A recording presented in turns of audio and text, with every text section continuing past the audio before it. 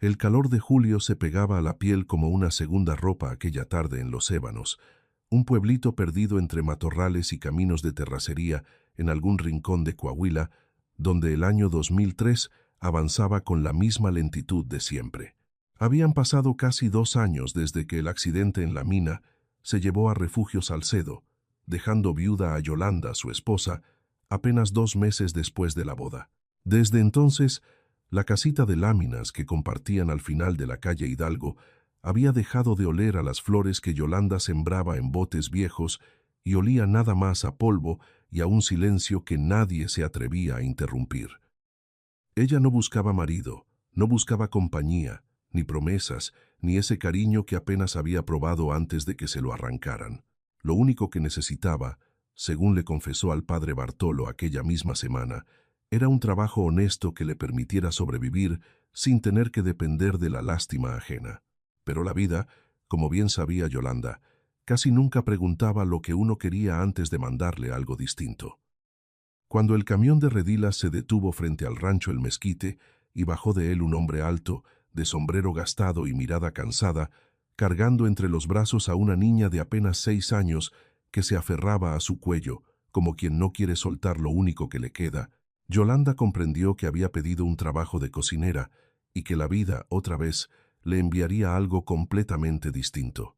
Él se llamaba Anastasio Duarte, y no venía huyendo de una mujer, sino de la muerte que le había arrebatado a la suya apenas 6 meses atrás, dejándolo solo con una hija que apenas entendía por qué su mamá ya no volvía a arroparla en las noches. Lo que ninguno de los dos sabía esa tarde de julio era que ese rancho polvoriento y la deuda que pesaba sobre él terminarían por unirlos de una manera que ni la necesidad ni el miedo habrían podido imaginar. Antes de seguir, cuéntenos aquí abajo en los comentarios desde qué ciudad nos están viendo. Denle like a este video y vámonos con la historia completa. Anastasio Duarte tenía 34 años y las manos ásperas de quien ha cargado costales de grano desde niño. El mezquite había sido de su abuelo primero y luego de su padre, casi 80 hectáreas de tierra dura entre lomeríos secos, apenas suficiente para sostener unas cuantas cabezas de ganado y unas siembras de maíz que dependían más de la suerte que de la lluvia. Nunca había sido un hombre con dinero de sobra, pero sí uno orgulloso de lo poco que tenía y de haber sabido conservarlo. Todo eso empezó a desmoronarse el año en que Beatriz, su esposa, se enfermó de algo que los doctores del pueblo nunca supieron nombrar bien. La fiebre le subió una noche y ya no volvió a bajar del todo, y en cuestión de semanas, la mujer con la que había compartido 9 años y una hija pequeña se apagó como se apaga una vela cuando ya no le queda cera. Desde entonces, Anastasio se volvió un hombre de silencios largos. Se levantaba antes de que cantara el primer gallo, revisaba los corrales, arreglaba lo que se hubiera caído durante la noche y regresaba a una casa donde la única voz que se escuchaba era la suya, hablándole a su hija Rosita para que comiera algo, para que se durmiera, para que dejara de preguntar cuándo iba a volver su mamá. Su compadre Efraín, que vivía con su familia en la parcela vecina, se turnaba con su esposa para mandarle comida cuando podían, pero Anastasio sabía que no era vida esa de andar recibiendo caridad de los vecinos, y menos con una niña que necesitaba algo más que frijoles recalentados y tortillas del día anterior. Fue el mismo padre Bartolo, el cura viejo de Los Ébanos, quien le sugirió que pusiera un anuncio en la iglesia, como se acostumbraba cuando alguna familia necesitaba ayuda y no tenía cómo pagarla completa. Se busca mujer para cocinar y ayudar con niña de 6 años. Casa decente, pago semanal seguro. Preguntar por Anastasio Duarte, rancho El Mezquite. Eso fue lo único que escribió, sin mencionar ninguna otra cosa, sin prometer nada más que un sueldo y un techo. Yolanda Contreras leyó ese anuncio clavado en la puerta de la parroquia una tarde de junio, después de caminar más de 1 hora desde la colonia, donde rentaba un cuarto con lo poco que le había dejado el seguro de su esposo, que apenas alcanzó para pagar el entierro y 3 meses de renta. No tenía hijos propios, pero sí una deuda que crecía cada mes con su casero, y una cuñada, Herminia, viuda también, que desde el funeral de Refugio no dejaba de insistir en que la pequeña parcela que él le había heredado a Yolanda por derecho de sangre Debía repartirse entre toda la familia Salcedo, ya que una mujer sola, según decía, no tenía ni fuerza ni cabeza para sacarle provecho a esa tierra. Yolanda sabía que no tenía manera de pelear contra Herminia, que se había casado en segundas nupcias con un hombre que trabajaba en el registro agrario del municipio y que conocía cada atajo legal para quedarse con lo ajeno. Lo único que podía hacer era sobrevivir el tiempo suficiente para encontrar la forma de defender lo que era suyo por derecho. Cuando escuchó del anuncio del rancho El Mezquite, no lo pensó dos veces. Guardó lo poco que tenía en una maleta de cartón que había sido de su madre.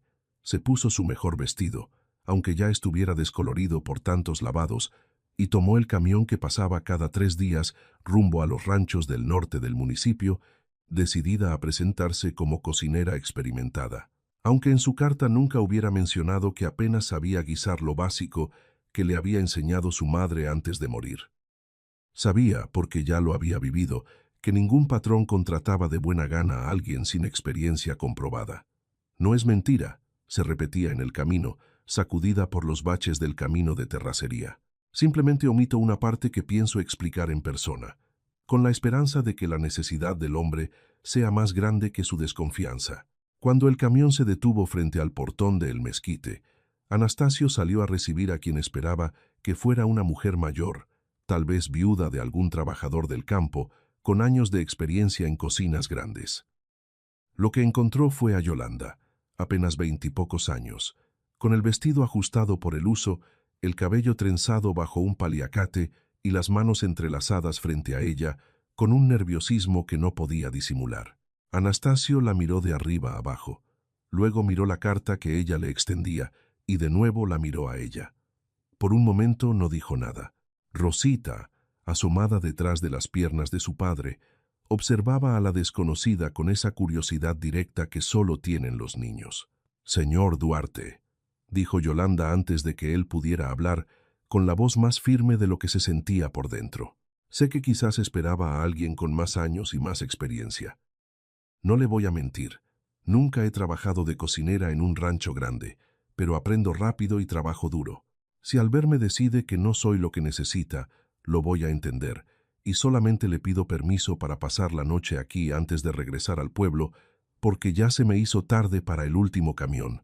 Anastasio la observó largamente. Había en ella algo que le resultaba conocido y al mismo tiempo completamente ajeno. Esa misma dignidad forzada que él mismo llevaba cargando desde hacía año y medio de duelo silencioso. Todo en su instinto de hombre práctico le decía que la mandara de regreso, que buscara a alguien con más experiencia, alguien que no lo obligara a andar enseñándole todo desde cero. Pero el cansancio genuino en los ojos de esa mujer y la forma en que Rosita, sin que nadie se lo pidiera, se había acercado poco a poco hasta quedar parada justo frente a Yolanda, mirándola fijamente sin decir palabra, lo hicieron dudar. Y esa duda cambió el rumbo de las 3 vidas. «Puede quedarse esta semana», dijo finalmente, con la voz seca de quien no quiere que su decisión suene a debilidad. «Vamos a ver cómo le hace». Yolanda asintió, sin poder disimular el alivio que le aflojó los hombros. Fue Rosita quien, sin que nadie se lo indicara, tomó la mano de Yolanda con sus deditos pequeños y la jaló hacia la casa, como si ya hubiera decidido que esa mujer se quedaba sin importarle lo que dijera su papá. La primera mañana, Anastasio se despertó esperando el mismo desayuno mediocre que Rosita apenas probaba desde la muerte de Beatriz. En cambio, el olor de café recién hecho y algo que se parecía peligrosamente a unos chilaquiles bien sazonados llenaba la cocina antes de que saliera el sol por completo. Encontró a Yolanda moviéndose entre el comal y la mesa, todavía con el paliacate en la cabeza, y a Rosita sentada en un banquito junto al fogón, viéndola trabajar con una atención que no le había visto poner en nada desde hacía meses. El desayuno no era perfecto, algo se le había quemado un poco a las tortillas, pero era el primer desayuno en mucho tiempo que Rosita terminó completo sin que nadie tuviera que rogarle. Los días se fueron acomodando en una rutina extraña pero funcional. Yolanda cometía errores, se le pasaba la sal, no sabía todavía cuánto tiempo llevaba a cocer el nopal, pero preguntaba, ponía atención, y cada semana su comida mejoraba un poco más. Lo que nunca le falló fue la paciencia con Rosita. La niña, que desde la muerte de su madre apenas hablaba y se pasaba las tardes sentada sola bajo el mezquite del patio, poco a poco empezó a seguir a Yolanda por toda la casa, ayudándole a doblar la ropa, a desgranar el maíz, a barrer el corredor con una escoba casi tan alta como ella misma. Anastasio la observaba desde la distancia, aunque se decía a sí mismo que no debía hacerlo. Notaba la forma en que Yolanda siempre le servía primero a Rosita y a él, dejándose para el final los pedazos más pequeños, las porciones más escasas cuando la despensa andaba floja esa semana. Más de una vez la sorprendió dándole a la niña su propio pedazo de pan, diciéndole que a ella ya se le había quitado el hambre. La escena removía recuerdos que Anastasio llevaba meses tratando de enterrar bien hondo. Recuerdos de Beatriz cuidando la casa con esa misma entrega callada, sin pedir nunca nada a cambio. Las semanas se convirtieron en un mes, y el rancho, sin que nadie lo planeara, empezó a cambiar. Las macetas vacías del corredor se llenaron de geranios que Yolanda sembró un domingo por la tarde. La ropa de Rosita, antes remendada a las prisas por manos que no sabían coser bien, empezó a aparecer con dobladillos parejos y botones bien puestos. Incluso el corral de las gallinas, medio caído desde hacía meses, apareció una mañana con la malla reparada, porque Yolanda, sin pedirle permiso a nadie, había tomado alambre y alicate y se había puesto a trabajar mientras Rosita le alcanzaba las herramientas. Anastasio, aunque no lo dijera en voz alta, agradecía en silencio cada uno de esos pequeños detalles. Rosita, mientras tanto, se convirtió poco a poco en una niña distinta a la que había sido esos últimos meses. Volvió a reírse, primero bajito, casi con vergüenza, como quien no está segura de tener permiso para estar contenta, y después con esa risa completa de niña de 6 años que corre detrás de las gallinas o se esconde entre las pacas de alfalfa, mientras Yolanda finge no encontrarla. Efraín, el compadre de Anastasio, empezó a pasar más seguido por el rancho con la excusa de prestar herramientas, aunque todos sabían que en realidad quería ver con sus propios ojos los rumores que ya corrían por los ébanos sobre la nueva cocinera de El Mezquite. Anastasio se esforzaba, más que nadie, por resistir el cariño que iba creciendo dentro de él sin que se lo permitiera. Se repetía cada noche que Yolanda era solamente la persona que había contratado para cocinar y cuidar a su hija, y que no había espacio en su vida para nada más que eso. Pero Rosita tenía la costumbre de correr a abrazar las piernas de Yolanda cada vez que la veía llegar de la escuelita del pueblo, y esa confianza absoluta que la niña depositaba en una mujer que apenas conocía desde hacía semanas, era algo que Anastasio no podía dejar de notar. Una tarde de agosto, mientras Yolanda tendía ropa cerca del corral, uno de los caballos jóvenes, nervioso por una serpiente que había cruzado cerca, se encabritó justo cuando Rosita pasaba corriendo detrás de él, persiguiendo una mariposa. Anastasio reaccionó antes de pensar, cruzando el patio en 3 zancadas para apartar a su hija del peligro, y al hacerlo, estuvo a punto de resbalar sobre la tierra suelta. Yolanda, sin dudarlo, corrió también, y entre los dos lograron poner a salvo a la niña, que lloraba asustada más por el susto de los gritos que por haber estado realmente en peligro. Cuando por fin todo se calmó, Anastasio se encontró sosteniendo a Rosita con un brazo, mientras con el otro, sin darse cuenta bien de cómo había pasado, sostenía también el brazo de Yolanda, que temblaba tanto como él. Se quedaron así unos segundos, demasiado largos para ser casualidad, demasiado cortos para que ninguno de los dos se atreviera a nombrar lo que sentían. Algo dentro de Anastasio se movió esa tarde. Los muros que había construido ladrillo a ladrillo durante año y medio de duelo mostraron su primera grieta verdadera.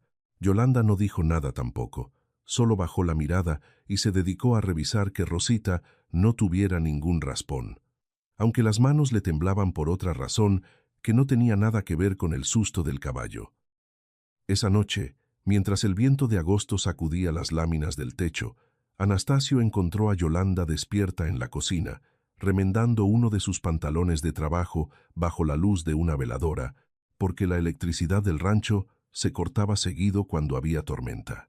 No la había escuchado levantarse. Se quedó un momento en la puerta, viéndola trabajar con esa misma entrega silenciosa con la que hacía todo lo demás. No tenía que quedarse despierta por eso, dijo finalmente, rompiendo el silencio. Yolanda levantó la mirada sin sobresaltarse, como si ya esperara que él apareciera. No podía dormir, respondió con sinceridad. A veces, cuando la casa está tan quieta, todavía pienso que voy a despertar en el cuarto que rentaba, sin saber qué va a pasar conmigo al día siguiente. Anastasio se sentó frente a ella, del otro lado de la mesa, algo que no había hecho desde que Yolanda llegara al rancho. Aquí ya no tiene que preocuparse por eso, dijo con voz baja. Este es su lugar, mientras usted quiera que lo sea. Fue la primera vez que Anastasio admitió, aunque fuera con rodeos, que ya no pensaba en Yolanda simplemente como la muchacha que le cocinaba. Ella no respondió con palabras, pero la forma en que sus manos se detuvieron sobre la tela y la manera en que sus ojos se llenaron brevemente de algo parecido al alivio, dijeron más de lo que cualquier frase habría podido decir. Pero mientras la vida en el mezquite empezaba lentamente a sanar, una sombra se acercaba desde los ébanos. Herminia, la cuñada de Yolanda, se enteró por boca de una prima que la joven viuda había encontrado refugio en el rancho de Anastasio Duarte, y esa noticia no le agradó nada. Herminia llevaba meses insistiendo en que la parcela heredada por Yolanda debía repartirse entre toda la familia Salcedo, argumentando ante quien quisiera escucharla que una mujer sola y ahora encima viviendo bajo el techo de un ranchero viudo no tenía autoridad moral ni práctica para quedarse con esa tierra. Lo que Herminia no decía en voz alta era que esa parcela, pequeña como parecía, tenía un pozo de agua que ella y su esposo llevaban tiempo queriendo usar para ampliar sus propios cultivos de sorgo. Al enterarse de que Yolanda había encontrado trabajo, y peor aún, protección bajo el techo de un hombre respetado en la región como Anastasio, Herminia decidió que era momento de actuar antes de perder cualquier oportunidad. Empezó a esparcir comentarios en el mercado del pueblo, insinuando que la viuda vivía en pecado en casa de un hombre soltero, sembrando dudas entre las señoras que antes le tenían lástima a Yolanda por su situación. Sabía, como sabían todas las mujeres de su generación, que la reputación era un arma tan poderosa como cualquier papel firmado ante notario. Los rumores llegaron primero a oídos del padre Bartolo, quien preocupado decidió visitar el rancho para hablar discretamente con Anastasio. Lo encontró reparando el molino de viento que sacaba agua para el ganado y sin rodeos le contó lo que se murmuraba en los ébanos. Anastasio escuchó en silencio, la mandíbula tensa, las manos apretando la llave inglesa que sostenía. «Padre», dijo finalmente, «en esta casa Yolanda duerme en el cuarto junto a la cocina y yo en el mío, al otro lado del corredor. No hay ningún pecado en darle techo a una mujer que trabaja honestamente y que cuida a mi hija mejor de lo que yo mismo he sabido cuidarla desde que se murió Beatriz. Si el pueblo prefiere creer otra cosa, allá ellos. No pienso correrla nada más para quedar bien con los chismosos». El padre Bartolo asintió, aunque le advirtió que Herminia no se detendría ahí, porque la gente como ella nunca peleaba solamente por honor. Tenía razón. 2 semanas después, un hombre vestido de traje, contratado por Herminia y su esposo, llegó al rancho en una camioneta polvorienta, cargando documentos oficiales y una notificación dirigida a Yolanda Contreras. Era un gestor legal que le informaba que, según los registros del catastro municipal, la parcela heredada de su esposo tenía un adeudo de contribuciones atrasadas desde hacía varios años, adeudo que si no se saldaba en un plazo de 30 días, permitiría que el municipio rematara la tierra, y que Herminia y su esposo ya habían presentado una oferta formal para adquirirla apenas saliera a remate. Yolanda sintió que el piso se le abría bajo los pies. Sabía que Refugio había estado atrasado con esos pagos, pero también sabía que él, antes de morir, había ido personalmente a la presidencia municipal a hacer un abono grande que casi dejaba la deuda saldada. El recibo, sin embargo, se había perdido entre tanto papeleo del accidente y del funeral, y en un municipio donde los influyentes conocían a todos los que trabajaban en las oficinas de gobierno, la palabra de una viuda sin contactos pesaba muy poco. Anastasio, que había escuchado la conversación desde el corredor, se acercó justo cuando el gestor terminaba de leer el documento. Observó a Yolanda en lugar de mirar los papeles. Durante las semanas que llevaba viviendo en el rancho, Jamás la había visto pedir nada que no se hubiera ganado con trabajo. Había cuidado a su hija como si fuera propia. Había devuelto la risa a una casa que hacía mucho había olvidado cómo sonreír. Todo lo que había aprendido de ella le decía que no era una mujer que huyera de sus obligaciones. La acusación simplemente no encajaba con la persona que tenía enfrente. «¿Cuánto tiempo tiene para juntar el dinero?», preguntó Anastasio al gestor, con una calma que ocultaba apenas la rabia que empezaba a arderle por dentro. «30 días, señor Duarte. Después de eso, el municipio procede al remate y cualquier interesado puede presentar oferta». El gestor se retiró dejando un silencio pesado sobre el corredor. Rosita, que había estado jugando cerca, se acercó despacio y se abrazó a la pierna de Yolanda, sintiendo la tensión aunque no entendiera bien de qué se trataba. Yolanda se dejó caer en una de las sillas del corredor, con los papeles temblando entre sus manos. «No tengo cómo probar que Refugio ya casi había pagado todo», murmuró, más para sí misma que para Anastasio. El recibo se perdió cuando pasó todo lo del accidente. Anastasio se puso en cuclillas frente a ella, algo que no había hecho frente a ninguna mujer desde la muerte de Beatriz. «Entonces vamos a buscar otra manera de probarlo», dijo, sorprendiéndose él mismo de la firmeza con que salieron esas palabras. «No voy a dejar que esa gente le quite lo único que le queda a usted». Los días siguientes transcurrieron entre gestiones desesperadas. Anastasio vendió parte de su ganado joven, aunque sabía que el rancho iba a necesitar ese dinero para las siembras del año siguiente, y usó lo que sacó para contratar a un abogado de la cabecera municipal que pudiera revisar con calma la situación legal de la parcela. Varios vecinos, al enterarse, le dijeron que estaba siendo imprudente, que arriesgaba su propio futuro por una mujer que apenas llevaba 2 meses trabajando para él. Anastasio dejó de escuchar a los que medían la vida solamente en pesos y centavos. Había cosas, pensaba, que valía la pena defender, porque le recordaban a uno la clase de hombre que quería ser. Mientras la gestión legal avanzaba lento, Yolanda siguió trabajando sin quejarse, aunque las noches ya casi no dormía, dándole vueltas en la cabeza a cómo iba a probar algo que ya no tenía en papel.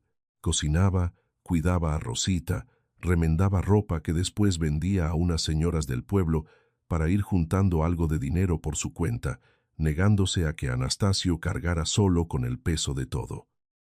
Una tarde, mientras hablaba con el padre Bartolo sobre lo angustiada que estaba, el sacerdote recordó de pronto algo que llevaba meses sin pensar, que él mismo había acompañado a Refugio aquel día a la presidencia municipal, porque el difunto, desconfiado de tanto papeleo, le había pedido que fuera de testigo mientras hacía el pago. El padre Bartolo tenía la costumbre de anotar en su libreta personal cualquier gestión importante en la que sirviera de acompañante, tal como aprendió a hacerlo desde joven, cuando su propio párroco le enseñó que la memoria de un hombre de iglesia a veces valía más que cualquier documento oficial en los pueblos pequeños.